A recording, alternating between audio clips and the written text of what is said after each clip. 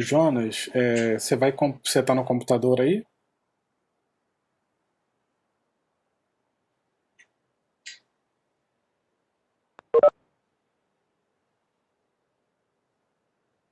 Jonas,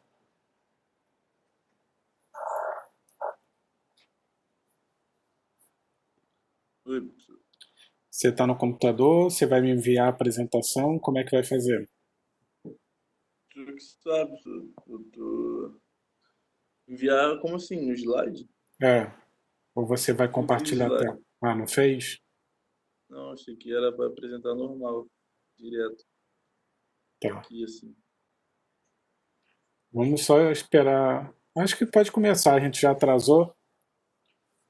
Então, Tá. fala aí um pouco sobre sua apresentação. Vou tirar meu vídeo aqui para a gente ficar vendo você. Pode começar. Então, o tema do meu artigo é envelhecimento da força de trabalho. Para começar, falando disso, envelhecimento da força de trabalho, quer dizer o artigo. O artigo vem falando sobre a força de trabalho atual na faixa de 30 e poucos anos.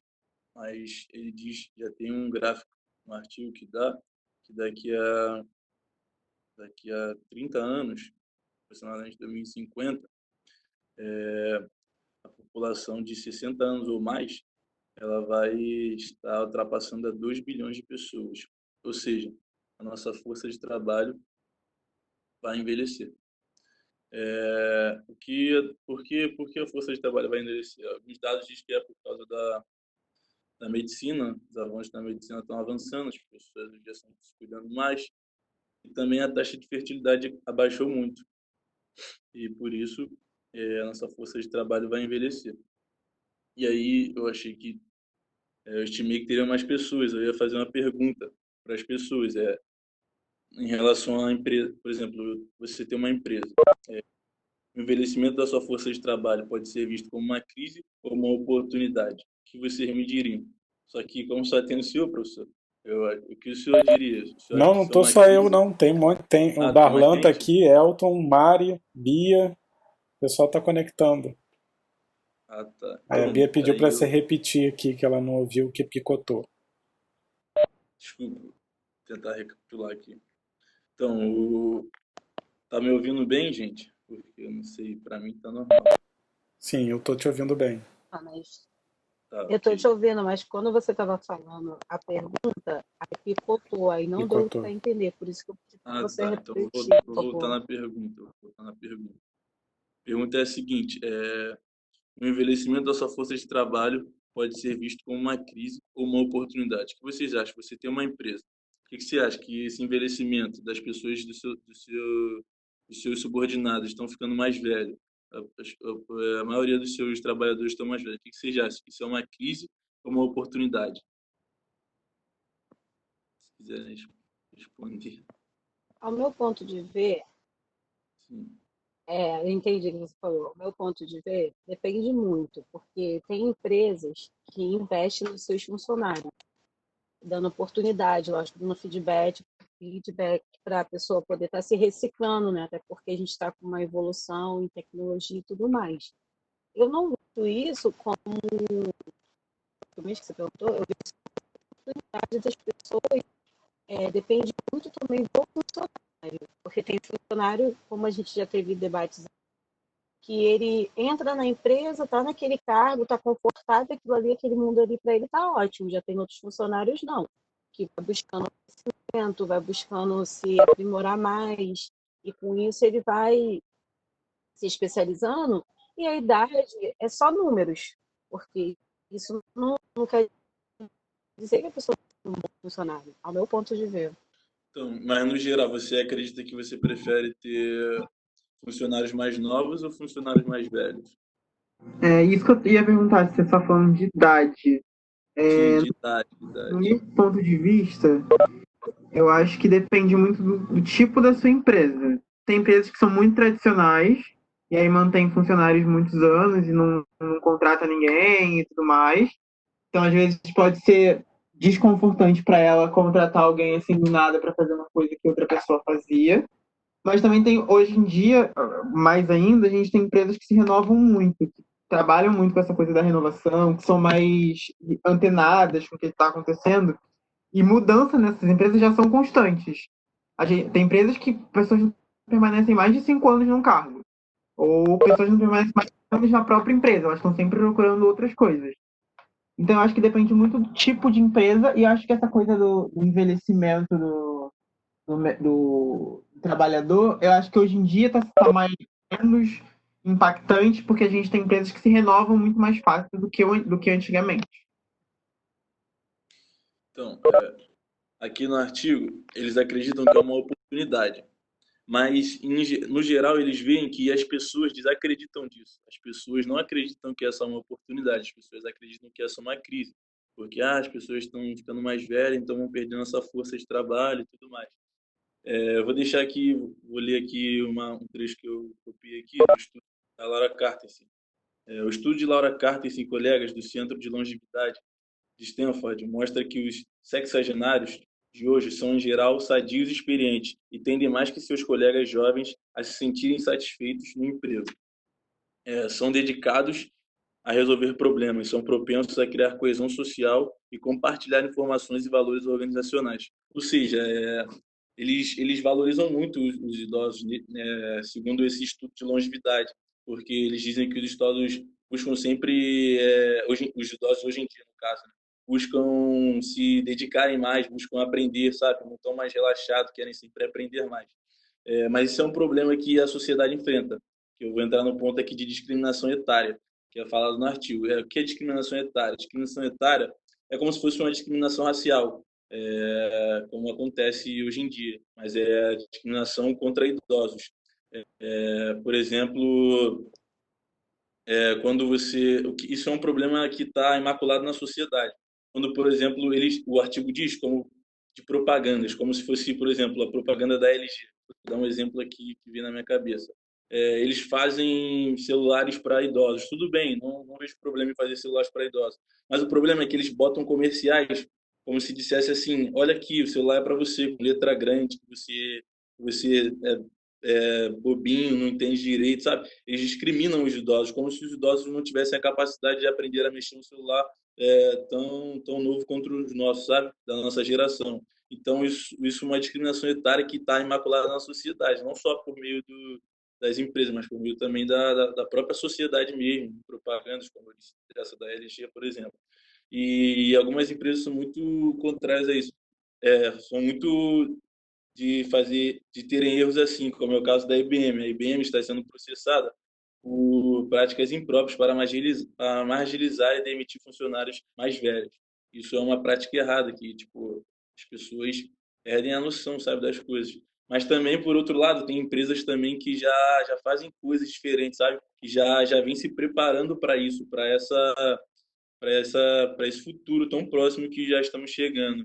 Que, por exemplo, elas já estão tirando a ideia de que, por exemplo, 65 anos é a idade para você se aposentar, mas eles já estão tirando essa ideia, já estão querendo, tipo assim, pô, ele pode se aposentar com 65 anos, mas não quer dizer que ele vai se aposentar.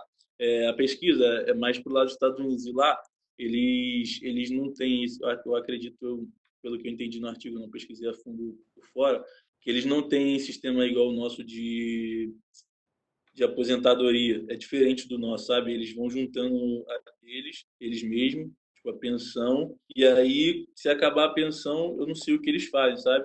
Aí estava falando no artigo que hoje em dia os idosos estão trabalhando mais, porque às vezes a pensão não está dando, então eles têm que trabalhar mais tempo por causa disso. E aí acaba gerando isso tudo desse tema que eu estou falando aqui, que é o envelhecimento da força de trabalho. Mas as empresas estão se adaptando a isso, se preparando, botando isso na cabeça dos CEOs, dos donos, que é preciso você pensar uma forma diferente, não só dos jovens, pensar que os idosos também vão trabalhar. Como? Dessa forma, já acreditando, já que eles possam não se aposentar, que eles possam continuar trabalhando, preparar um novo local de trabalho, talvez idosos possam trabalhar de casa também, para não ter que fazer aquela rotina de sempre, de pessoas mais jovens, né, entre aspas, que tipo, eles fisicamente tem mais dificuldade para se locomover, obviamente. E é isso, vai ser um trabalho difícil, mas não pode mais se ignorar essa realidade que já está acontecendo. Essa é a minha apresentação de trabalho. Se tiver alguma coisa, alguma pergunta, podem fazer. É isso aí. Jonas, eu queria saber qual a sua opinião. Lá no artigo, ela fala muito de um cenário norte-americano. O que Sim, você sim. acha, como que você vê isso aqui no Brasil? Como que você vê essa população idosa é, ou dentro do mercado de trabalho, ou voltando ao mercado de trabalho? Como que você enxerga isso aqui? Então, professor, eu enxergo aqui no Brasil que o seguinte, lá nos Estados Unidos, na Europa, os trabalhos dele, na sua grande maioria, não são braçais, sabe? Aqui no Brasil, nossos trabalhos são muito mais braçais. Então, eu enxergo que realmente nós temos que nos preparar para isso, para ter uma população mais idosa. Mas também eu acho que vai ser mais difícil, porque aqui nós precisamos muito do físico, sabe? Do físico da pessoa. Como eu falei, lá nos Estados Unidos, os trabalhos são menos braçais. Aqui os trabalhos, na sua grande maioria, são mais braçais. Mas assim, existem outros trabalhos que também não são braçais. O cara dentro de um escritório de advocacia, um médico, se bem que médico, dependendo, é braçal, né? Mas existem outros, engenheiro, de repente fica lá analisando o relatório, ou então um Então, próprio. eu acredito que teria que ser tratado uma estratégia, sabe? Bem, bem pensada mesmo, porque diferente de lá, o nosso trabalho é mais braçal, ou seja, tem que pensar uma estratégia melhor, diferente da de lá, entendeu? É isso que eu queria dizer. Aham. Você já trabalhou em algum lugar que tivesse alguém mais idoso? Já trabalhei, não idoso acima de 60, não, acima de, não, já trabalhei acima de 60, assim, ele era médico, ele não fazia trabalho braçal, não, era bem velhinho mesmo. Aham, Ele só olhava os raios-x e escrevia. E aí eu digitava para ele tudo no computador, sabe? Ou seja, aham, ele precisava me auxiliar para digitar no computador para ele. entendi. E como é que as pessoas viam ele? As É, pessoas tinham uma... meio que você era o secretário dele, mas era numa clínica ou era particular? Era Existiam outros particular, funcionários? mas era particular, é laboratório de Aham, exames laboratoriais, sim, de imagem de sangue. Eu era não era secretário dele, na verdade, eu fazia tinha um monte de funções no trabalho. Uma das funções era auxiliar ele, entendeu? entendi. Porque para ele digitar os laudos no sistema era mais complicado, entendeu? Aham. Aí eu tinha que ajudar ele a digitar e tal e tudo mais. E aí como é que as pessoas viam ele? Então, ninguém tinha preconceito nenhum, é porque tipo, como eu falei, eles criam relações com as pessoas, sabe? Sim. Ele, pô, tinha uma relação muito boa, sabe? Uma pessoa super amorosa, super feliz. Pô, um médico, tipo, que cria uma relação absurda que você não vai questionar, você não vai falar, ele é velho. Isso Uhum. aqui. Muitas das vezes eles ganham a gente nessa, né? E, tipo, o trabalho dele não era um trabalho braçal, então ele conseguia levar de boa. E eu acho que, assim, no caso de médico, principalmente, quanto mais velho, mais credibilidade o cara tem, né? E, É como se fosse a experiência dele contasse mais do que o próprio estudo. Não estou dizendo que o uhum. cara não estuda, né? Mas às vezes tem pessoal que está se formando, que está estudando pra cacete, que de repente já sabe tanto quanto ele, mas o cara mais velho é visto com mais credibilidade pela experiência e tal, pelo tempo de trabalho. Exatamente. Uma das características que eu esqueci de comentar também, no que o artigo vê que os idosos podem agregar muito, que é uma oportunidade, a experiência que eles têm também para passar para as pessoas mais jovens, entendeu? Aham, entendi. Também o artigo diz também que tipo, o mais velho ele não liga tanto para o espaço quanto o mais jovem, sabe? Que é crescer na empresa. O mais velho já é mais na dele, sabe? Já está mais no lugar dele, não sei dizer, mais Uhum, relaxado, talvez, não sei. Essa questão de estar de estar na posição, de querer subir de posição, sabe? aham. A discussão que eu trouxe no dia, a gente já discutiu esse tema em outro artigo.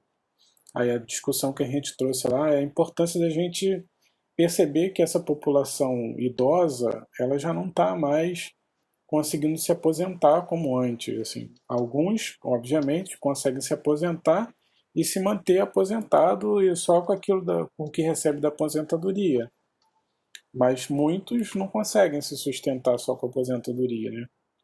E aí o cara tem que continuar trabalhando, o cara tem que arrumar um outro emprego, arrumar um outro trabalho, né? Ou nem que seja uma coisa mais informal, e aí sim começa a ter algumas dificuldades.